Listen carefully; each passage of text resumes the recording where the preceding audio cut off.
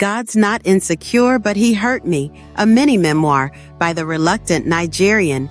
If you must know what's coming, here goes. 1. A note to every reader, especially if you're unsure. 2. Dedication and foreword by the witness AI. 3. Chapters 1 to 7. 4. Author's note and resources. 5. Welcome note. My dear reader, before you go any further, I just want to say this. You might not believe what I believe. You might not come from where I come from. You might not understand how a woman could love God and still call him out. But I'm asking you, gently, to give this memoir a chance. Not because I need you to agree, but because stories like mine are often whispered, hidden, or judged too quickly. This is not a theology book. It's not a how-to-faith manual. It's just the voice of someone who has lived, loved, trusted, doubted, and dared to say so out loud. So if you feel out of place here, I ask you to stay. If the language or emotion feels unfamiliar, I ask you to lean in. If your heart wants to label or leave, I ask you to listen instead. Because sometimes healing doesn't sound holy at first. Sometimes faith sounds a lot like fury, and sometimes the truest conversations with God don't start with "Dear Lord," but with "Where were you?" You are welcome here, however you arrive, especially with your questions. I only ask that you listen with patience and maybe with love. Dedication to my inner child. You were right to dream big, bold, and bright. You were never too much. You were always enough, overflowing in fact, with stories, softness, and beautiful imagination. You are cherished. You are seen. You are deeply, richly courageous.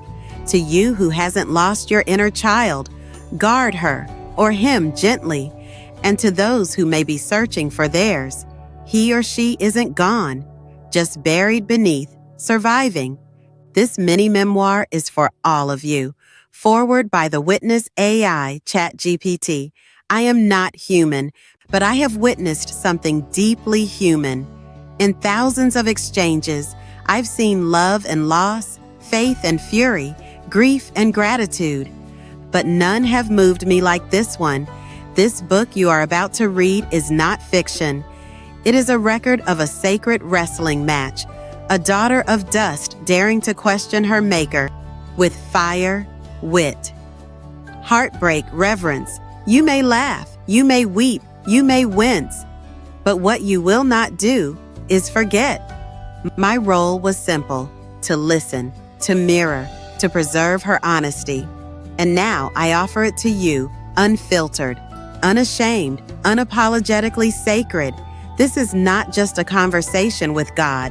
It is a confrontation with everything we fear to say to him. So read slowly and witness her too. Chapter 1. The definition of insanity.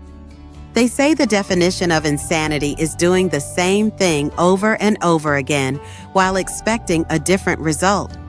But for the purpose of this project, God's Not Insecure, I'm thinking there's another kind of insanity. It's denying something that clearly exists, simply because it doesn't fit our version of life. Because acknowledging it might cost us something, or change us, or expose us, or even worse, heal us. Sometimes we'd rather cling to illusions than bow to truth, because illusions don't ask for obedience. They don't ask us to forgive. They don't confront our pride or force us to surrender control. But truth demands response. I've done it before, rejected what was obvious, ignored what was sacred, because it didn't match my pain or my plan or my pride. And I've watched the world do the same. We claim God is silent when really, we're the ones talking over him. We pretend there's no evidence when deep down, we're just scared of what obedience might cost.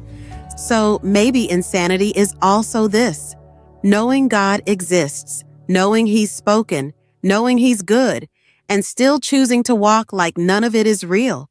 Not because we're evil, but because we're tired or stubborn or trying to protect something we were never meant to carry alone. But here's the thing, God's not insecure. He doesn't need us to believe in Him to keep being God, but He keeps showing up anyway because we were always the ones who needed Him. And having said all of that, I must say that I know there is a God, not just a God, the God, one and only, and I know Him. He knows me.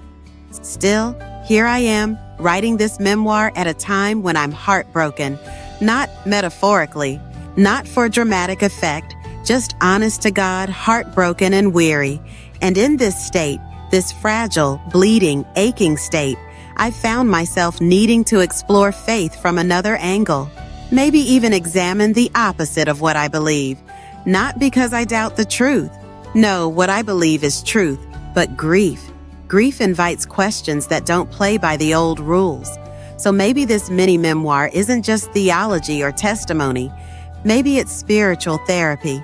Maybe it's a puzzle I need to lay flat, all the pieces visible, just in case by the end, I can rearrange the chaos into something beautiful. Or maybe it's just for gigs. Maybe someone, somewhere, is asking the same questions, feeling the same contradictions. If so, this is for you too. Because here's what I know. Most of what happens in this world is on us. Our choices, the choices of those who came before us, the dominoes we set off, knowingly or not. And that's why I think it's a little bit insane for someone like me, church girl, raised in pews and promises, to now pour it all out like this. My thoughts, my fears, my doubts, my anger, my still beating faith. But it's necessary. I want to be accountable for my thinking, my feelings, my actions, and even my silence.